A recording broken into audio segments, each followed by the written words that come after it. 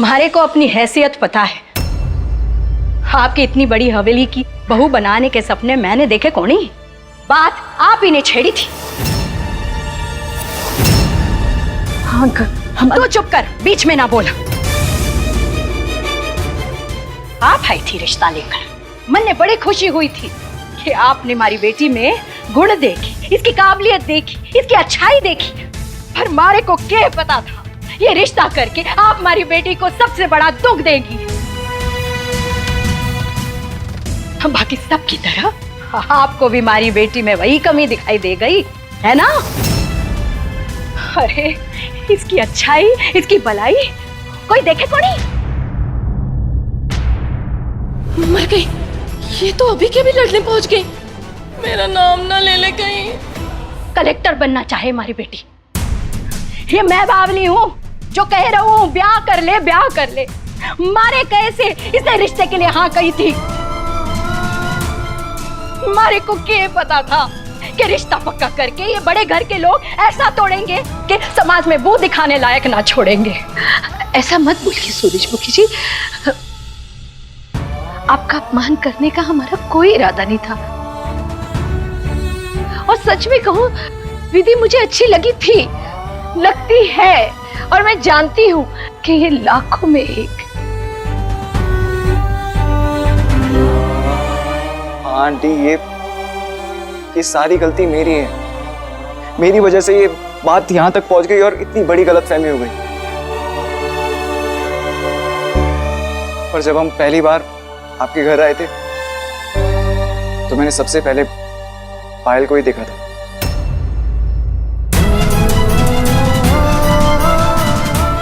और माँ ने सबसे पहले आपकी बड़ी बेटी विधि को।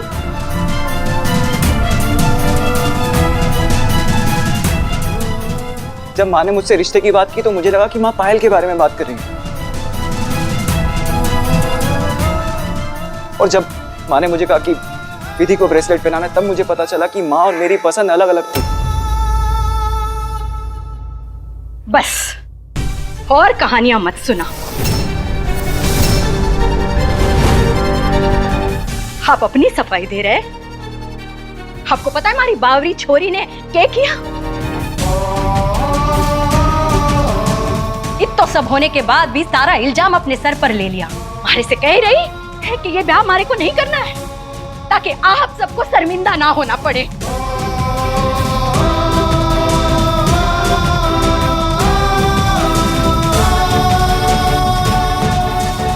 ये तो भला हुआ आपकी बहू का सारा सच आके बता दिया हमारे को।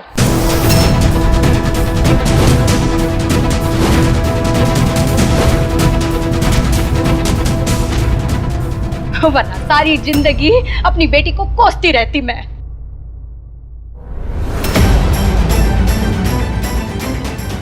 बहू,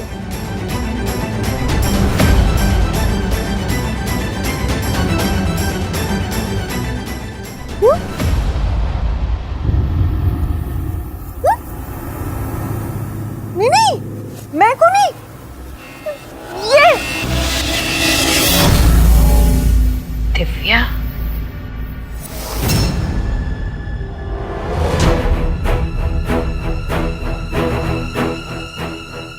वो मम्मी जी, वो तो मैं बस अपने फैमिली की तरफ से सॉरी बोलने गई थी, लेकिन जब मैं वहां पहुंची तो मुझे पता चला कि विधि ने आंटी जी को कुछ बताया ही नहीं है।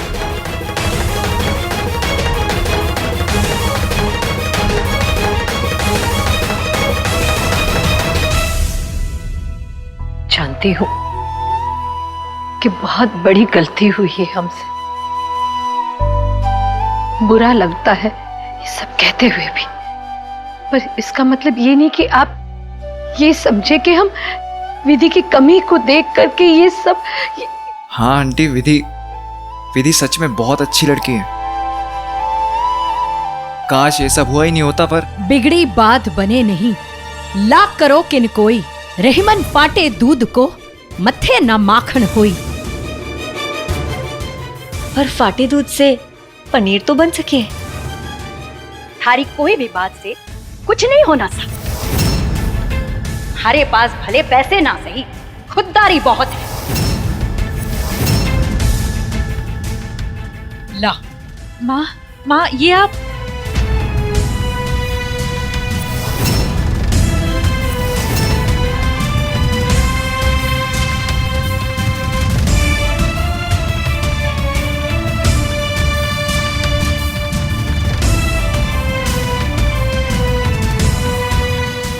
सूरजमुखी जी।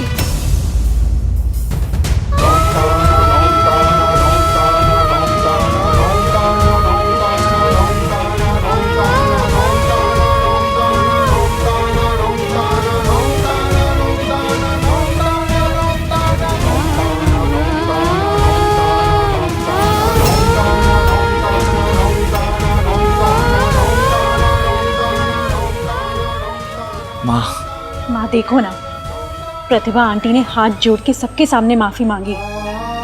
गलत फहमी के कारण ये सब हुआ है उनसे, और वो अब अपनी गलती स्वीकार भी रही है।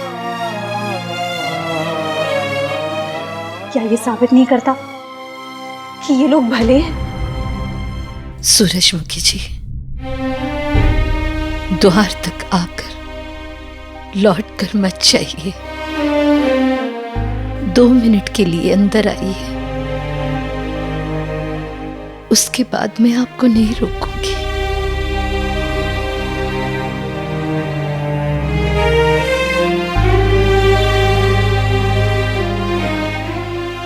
सिर्फ 2 मिनट। ठीक है।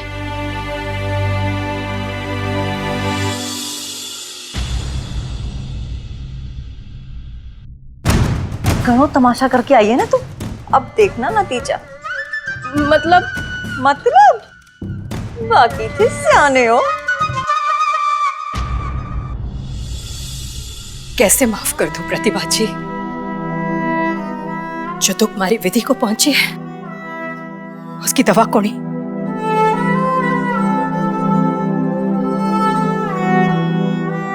माँ, आप ही वो दोहा हमेशा सुनाती हो ना, तुलसी जसी भव्य तव्यता तैसी मिलई सहाय। खुद ही कहती है ना कि सबकी नियति तय है। अच्छा वो देखिए, वो पेड़ देख रही हैं आप?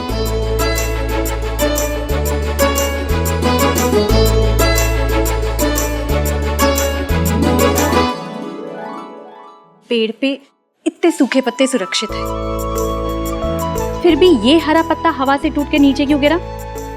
क्योंकि कान्हा जी ने सबकी किस्मत लिख दी। मेरी किस्मत में IAS की पढ़ाई करना और कलेक्टर बनना लिखा है, बस ये सोच लीजिए।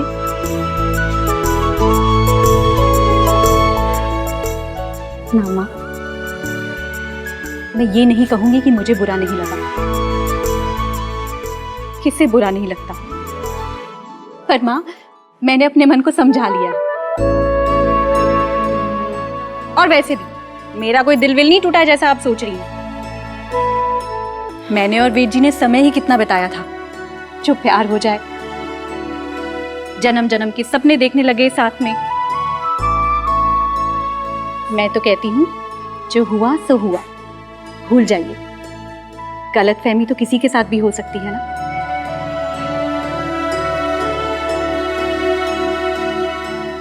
सच में विधि, बहुत ही समझदारी वाली बात कही है तुमने। Thank you.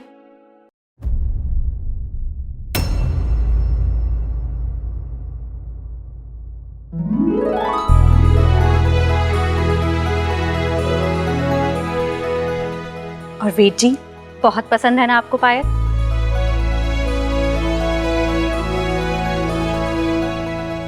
शादी करनी है तो बोल दीजिए।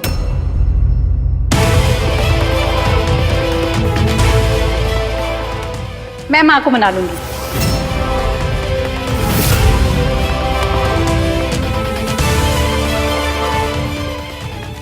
और अगर पायल को एतराज ना हो तो मुझे क्यों होगा?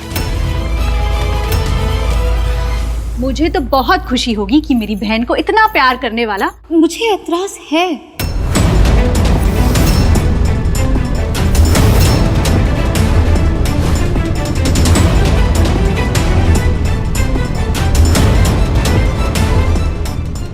चलिए माँ, चलिए दीदी।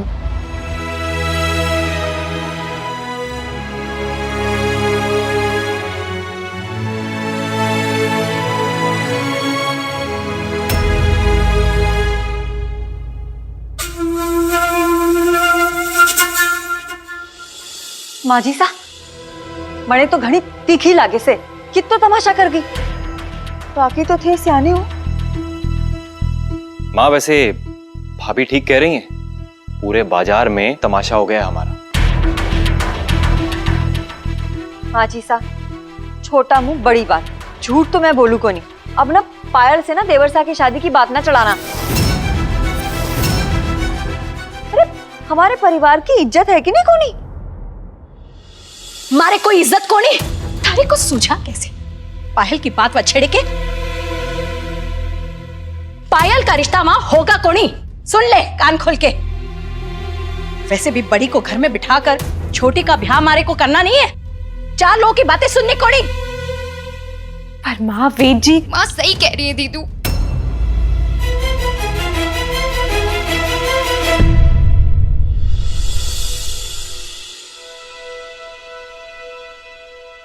ये देखिए, जैसे आप बचपन में मेरे कंधे पे प्यार से हाथ रखती थी ना, मुझे लगता था मेरे पास मेरा एक पर्सनल बॉडीगार्ड है। बचपन से आपने मुझे बचाया है, कितनों से लड़ी है मेरे लिए। फिर मुझे एक बात कहता था ना, आप 100 बातें सुना देती थी उससे। मुझे कोई दुख पहुंचाता था ना, आपसे सहन नहीं होता था। और आज जब उस लड़के ने आपको इतना दुख पहुंचाया है, आप चाहती हो कि मैं उससे शादी कर लूं? मैं तुझे बचाती थी क्योंकि मैं तुझसे बड़ी हूं और ये मेरा फर्ज है। तुझे बहुत प्यार करती हूँ पायल, क्योंकि तू मुझसे छोटी है और ये तेरा हक है। पर इतने सालों में एक हक तूने भी मुझे दिया है, तेरा सही गलत सोचने का हक। और पायल, मेरी नजर में वेद जी बिल्कुल सही है तेरे लिए। पर उसने आपको कितना दुख नहीं पायल, उसने मुझे कोई दुख नहीं पहुंचाया। गलतफहमी हो गई थी जो अब दूर हो गई। बस ये बात पहले सामने नहीं आई, इसलिए इतनी बिगड़ गई। अगर वेद ने पहले बता दिया होता कि वो विधि को नहीं पायल को पसंद करता है, तब मम्मी जी उस छोटे घर की छोटी बेटी को इस घर की छोटी बहू बना चुकी होती। पर देखो, मैंने ऐसा खेल खेला कि बात पहले सामने आई नहीं। बात तब सामने आई जब सारी की सारी बात बिगड़ चुकी थी। अब ना विधि इस घर में आएगी और ना ही पायल।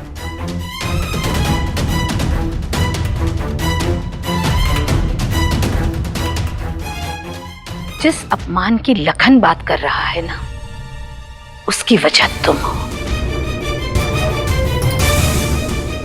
जो शर्मिंदगी हमें सहन करनी पड़ रही है ना, वो तुम्हारे कारण हुई है। सूरजमुखी जी और विधि को क्या दोष दो? उनका गुस्सा तो जायज है, पर तुम्हारी हरकत जायज नहीं है। और हद तो ये है कि आज तुम उनके घर गई, उन्हें भड़काने के लिए, उनके जख्मों पर नमक लगाने के लिए।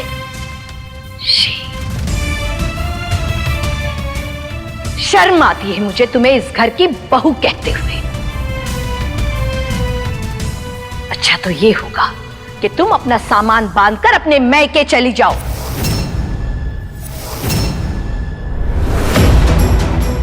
झूठे और धोखेबाज लोगों की इस घर में कोई जगह नहीं। Please mummy ji, mummy ji, mummy ji, mummy ji. Bodyguard माना है ना तूने मुझे, ऐसे ही कंधे पे हाथ रखती थी। तो सुन तेरे भले की एक बात, वेद जी बिल्कुल सही है तेरे लिए। वो वैसे ही है जैसे तुझे चाहिए। मुझे बहुत प्यार करते हैं पायल, बिल्कुल वैसे जैसी तू है, कभी बदलने की कोशिश नहीं करेंगे। और प्रतिभा जी, उनकी जैसी सास, ये तो सुपर ऑफर हो गया, जैसे हार के साथ कंगन फ्री। मैं जानती हूं मेरी बहन के लिए लड़कों की कोई कमी नहीं है, पर तेरे जैसा नमूना पागल एक ही हो सकता है, वेद कोठारी।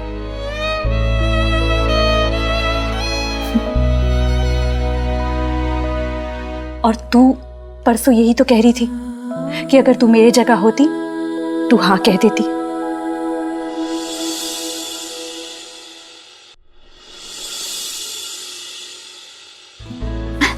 और रही बात मेरी, तो दिव्या जी जैसे लड़के सजेस्ट कर रही थी, वैसे तो बहुत मिल जाएंगे। एक काम कीजिए माँ, आप ना शादी वाली वेबसाइट में मेरी फोटो डाल दीजिए और लिख दीजिए कि अधेड़, तुहेजू, औने पौने कैसे भी लड़के चलेंगे। फिर देखना ऐसे रिश्ते आएंगे मुझे। चुप कर, कुछ भी आए बाय बके जा रही है। हीरा है तू, हीरा। क्यों कराऊंगी तेरा ब्याह किसी औने पौने से? अगले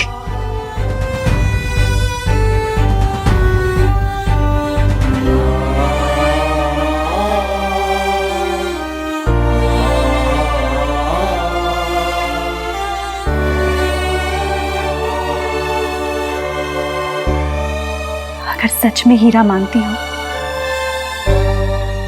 तो चमकने का मौका दो मां। समाज की बातों में आकर मैं आपको पत्थर क्यों दिखने लगती हूं मां? जो मेरा है वो मुझे मिलेगा। श्रीनाथ जी पे भरोसा रखो मां।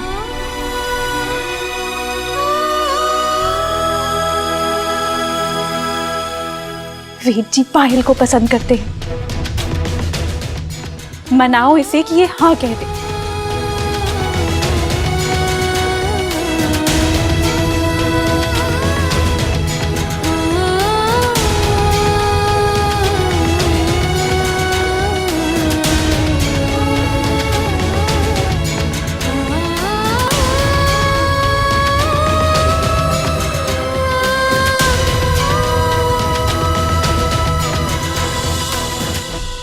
मान जाइए ना मम्मी जी, वो ना कोई गलत है।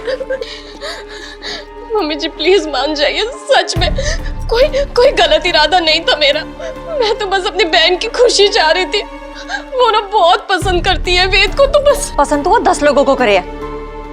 मैं तो कहूँ माजी साहब, देवरसा के साथ ना हमारी बहन का ब्याह करा दो। तेरे रिश्ते आ रहे हैं उसके लिए। गाड़ी स्टेशन से छूट गई ना तो हाथ मलते रह जाएंगे सब। बाकी थे सियाने हो। बस भाभी, आप लोगों ने ये सोचा कि मैं क्या चाहता हूँ? सोचो है ना देवरसा, सोचो है। पर बात तो थारी दिव्या भाभी बिगाड़ के आ गई। अब तो पायल का रिश्ता आने से रहा। क्यों नहीं आ सकता?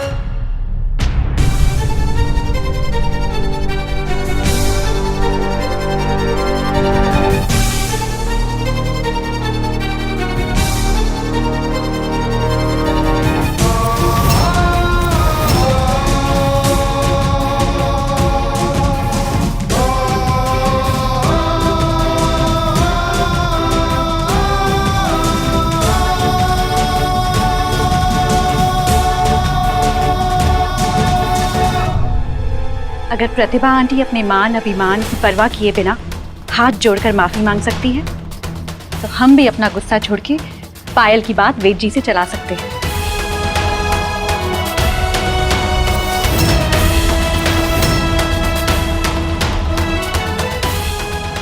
मैं बस एक बात मानती हूँ आंटी, दुल्हन वही जो पिया मन भाई,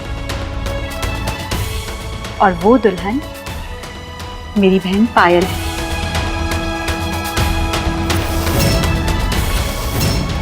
आज मैं अपनी बहन का रिश्ता लेकर आई हूं आपके पास।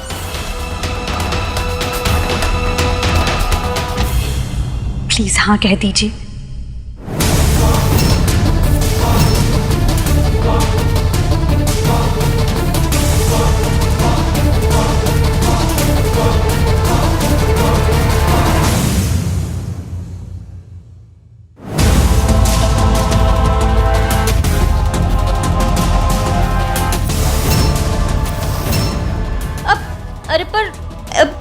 ऐसे कैसे जल्दबाजी में माची साहब? बाकी तो थे सियाने हो। Thank you Vidhi, thank you so much.